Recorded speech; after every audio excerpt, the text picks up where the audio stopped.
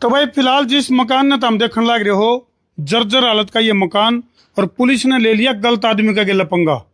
यानी कि जिस लाला जी का ये मकान है, इस मकान की हालत देख सको तो हम पहले तो, लेकिन इसका क्या कारण है कि भाई जिस लाला के गिले पुलिस ने पंगा लिया है, किसी भी टाइम पूरा का पूरा थाना भी सस्पेंड हो सका है या फिर पुलिस के ऊपर गाज गिर सका है। ये तो हम देख सको हो मकान की हालत, जर्जर हालत में ये मकान है।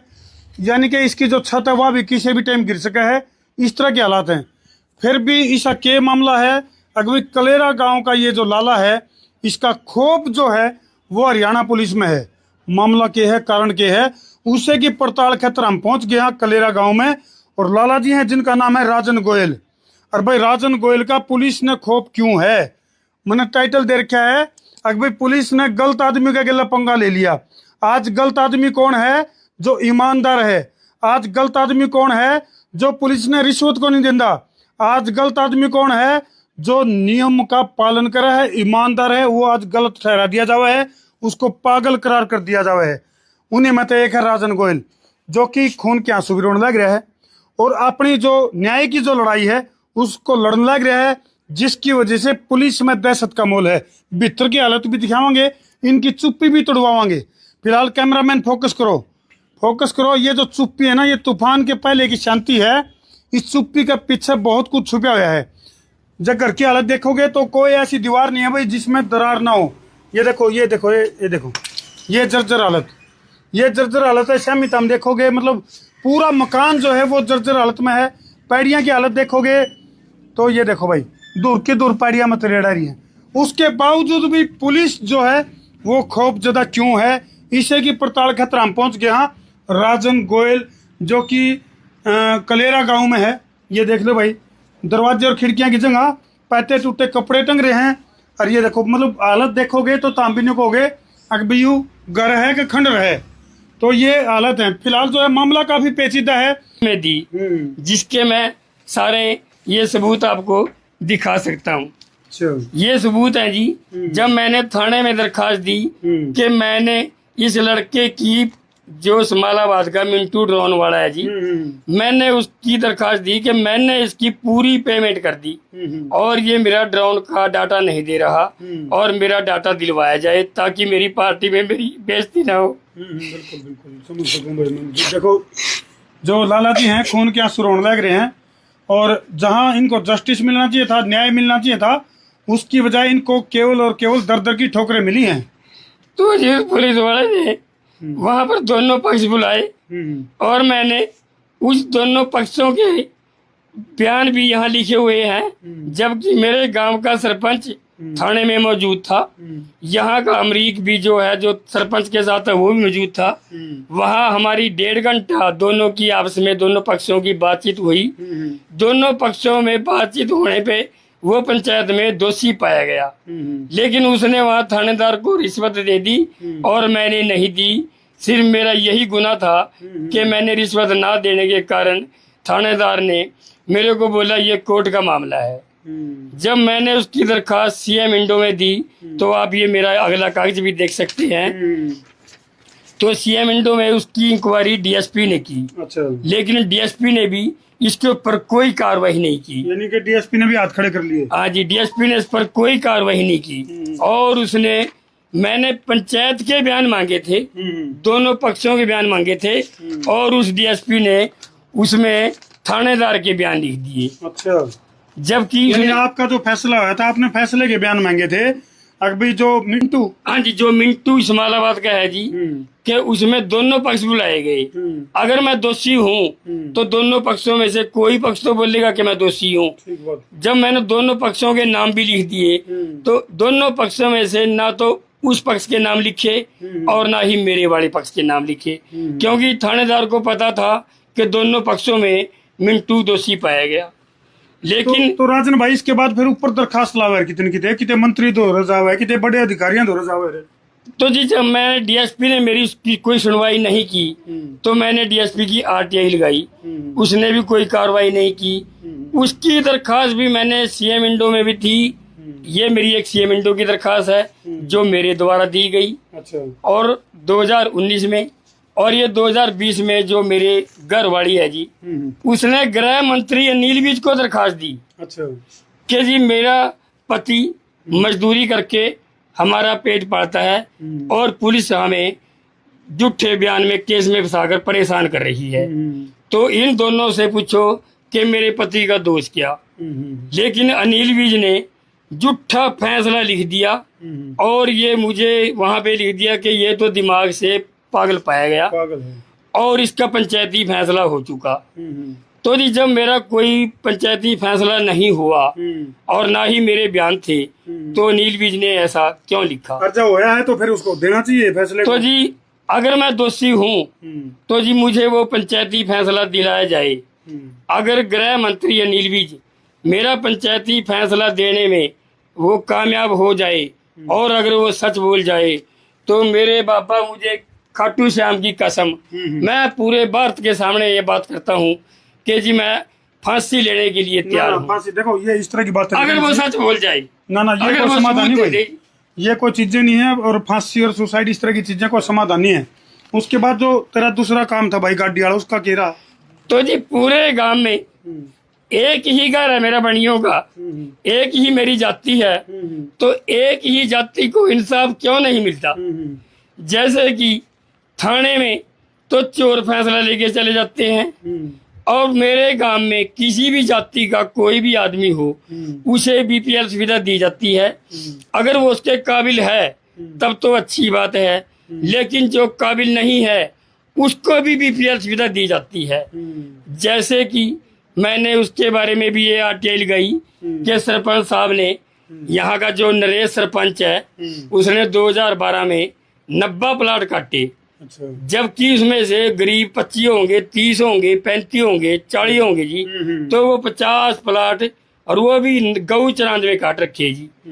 जेल तो गौ चरान की जो भूमि है हाँ जी उसमें काट दी। उसमें काट रखे। सबूत है इन चीजों के आपके पास। हाँ जी सारे सबूत है। आप उनकी सरकार उनकी इंक्वायरी कर ले ताकि सरकार को पता चले ये कि पूर्व सरपंच है ये। हाँ जी पहले का सर, ये पहले का है जी। ये बड़ा ठीक है। कोई भी ठीक नहीं जी। पहले तो जी 2006 में मेरी शादी हुई थी, 2004 में।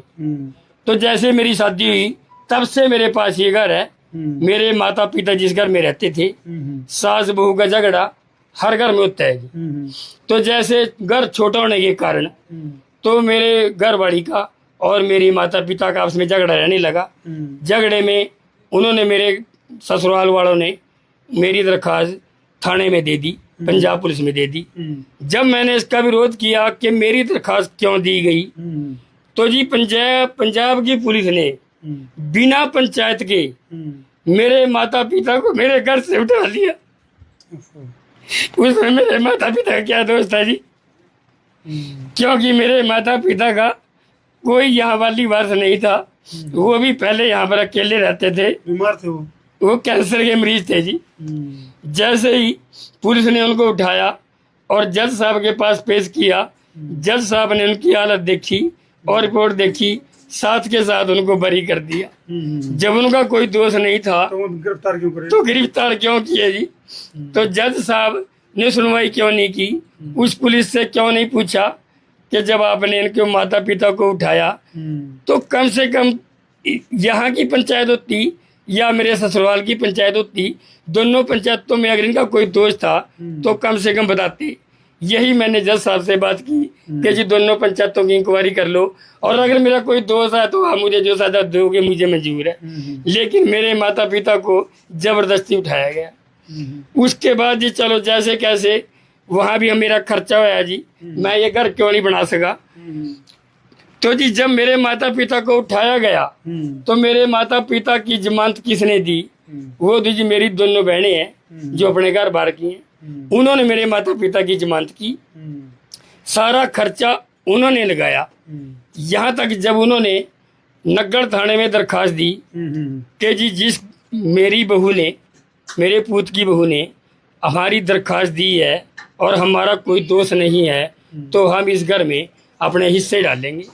तो जी बोलो उन्होंने क्या जुल्म कर दिया।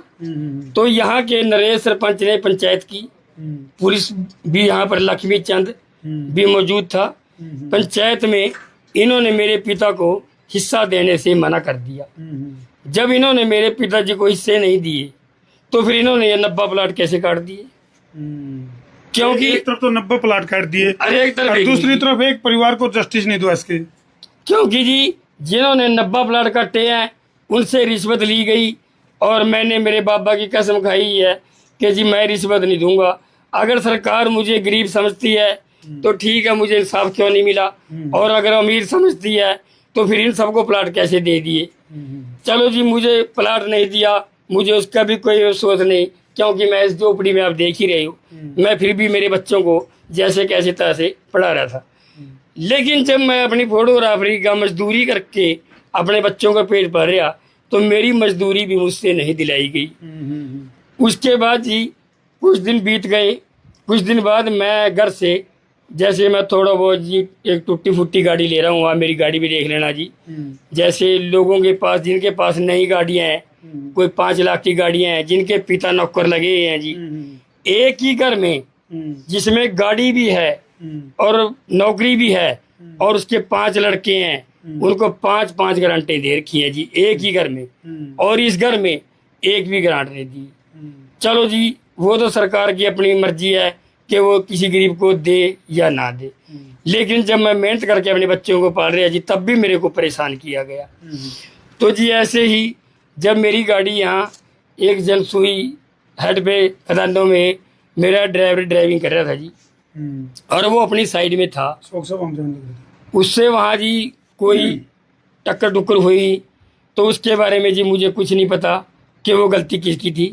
तो मुझे नग्गड़ थाने में बुलाया, तो जी मुझे पूछा कि वो गाड़ी आपकी वहाँ पर एक्सीडेंट हुई है। मैं कहा जी दोनों पक्षों की इंक्वायरी कर लो और जिसकी गलती है उसके खिलाफ चालान काट दो।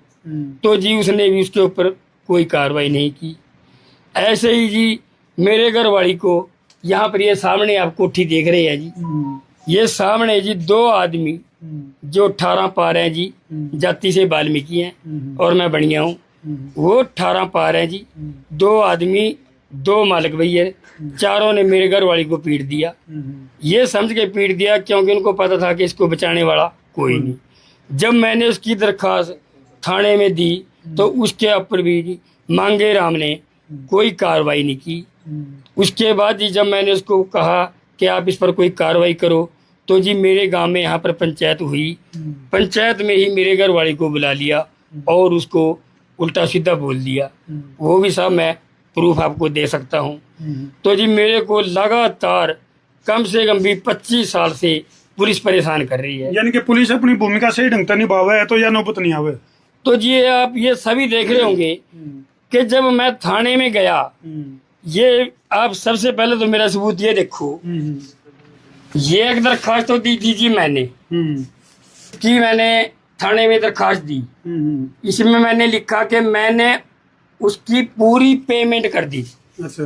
और वो मेरा शादी का कोई डाटा नहीं दे रहा। मैंने जब उसको दरखास्त दी तो दरखास्त तो मैंने ये दी थी ना जी कि मैंने उसकी पूरी पेमेंट कर दी। जब वहाँ पे पंचायत हुई जी, पंचायत में दोनों पक्षों के उसने ये बयान लिख दिए कि जी दोनों पक्षों का लेन देन पाया गया। जब ये दोनों पक्षों के लेन देन लिख दिए, ये थानेदार के लिखे हैं जी, बलबीर के, ये मेरे बयान नहीं है। तो उसने यहाँ पर जब मेरे साइन करवाए ना जी, तो उसने ये बयान पंचायत के बयान क्यों नहीं लिखे? क्योंकि ये लेन देन तो दोनों पक्षों को पाया गया ना जी। पंचायत थी वहाँ पे, 1 घंटा वहाँ पर बहस हुई। मेरे को जी वहाँ पे SHO के कमरे में ले जाया गया और SHO से कहा गया कि जनाब ये दोनों पक्ष नहीं मान रहे। लेकिन इस पर SHO ने उससे ये नहीं पूछा कि कौन सा पक्ष नहीं मान रहा और इसकी गलती क्या है, लेकिन SHO ने कहा कि दोनों के चालान काट दो। तो जी उसके भी चालान आज तक वो पेंडिंग पड़े हैं। तो मैं जितनी बार भी थाने में गया, मेरे सारे आज तक चालान पेंडिंग पड़े हैं। आज मेरी उम्र 54 साल की है और मेरे को जी ये आप देख रहे होगे जी, मेरा 3-3.5 नंबर का चश्मा है। मेरे को नजर से भी ठीक से दिखाई नहीं देता। और अगर कल मेरे को कुछ हो गया जी तो मेरा कमाने वाला कौन है? सबसे पहले तो मेरा ये देखो। ये आखिरी जो वाकया घटा पुलिस के साथ, आपकी गाड़ी के साथ जो करेगा, वो क्या मामला है? अब जी जैसे मेरे को पुलिस बार बार परेशान कर रही, तो जब मेरे को पुलिस ने परेशान किया तो जी मेरा फर्ज बनता है कि ताकि ये पूरा भारत लाइव भी देख रहे होगा जी और आप भी देख रहे जी कि मेरे को आपको बुलाने की जरूरत क्या पड़ी। जब थानेदार ने मेरा पंचायती फैसला मानने से इनकार कर दिया तो मैंने थानेदार की दरखास्त 6 मिनटों में दी। तो आगे डीएसपी ने मेरा पंचायती फैसला मानने से इनकार कर दिया। जब मैंने डीएसपी की दरखास्त गृह मंत्री अनिल विज को दी और 1 6 मिनटों में दी, जब उन दोनों ने भी पंचायती फैसला इसमें लिख दिया कि इसका पंचायती फैसला हो चुका, जबकि वो पंचायती फैसला आज तक नहीं हुआ। तो जब नीचे से लेकर ऊपर तक किसी ने मेरी नहीं सुनी, तभी जी मैं हाथ जोड़ के आपके पास गया और मैंने आपको सिर्फ सच दिखाने के लिए बुलाया। तो सीधी तस्वीरें देख रहे हो भाई, लाइव तस्वीर हैं, बिल्कुल अनकट हैं और राजन गोयल साफ तौर पर आरोप लाने लग रहे हैं अभी किस तरह से पुलिस ने लगातार मेरे साथ जो है ना इंसाफ की बजाय मेरे को परेशान करने का काम किया है, ये कहना है राजन गोयल का। ये तो जो जी मेरी जो मान ले मेरे को 25 साल से परेशान किया जा रहा है जी, उस मेरे पूरे परिवार को किया जा रहा है जी। मेरे घर वाली को भी पिटाया गया यहाँ पे, वो भी गलत पिटाया गया। और जो जी मेरे माता पिता को उठाया गया वो भी बिना पंचायत के उठाया गया। लेकिन अब जी 8 मार्च को यहाँ चीका रोड पे एक गांव का लड़का था जी, उसकी नानी गुजरी थी जी यहाँ पे चीका गांव के आसपास।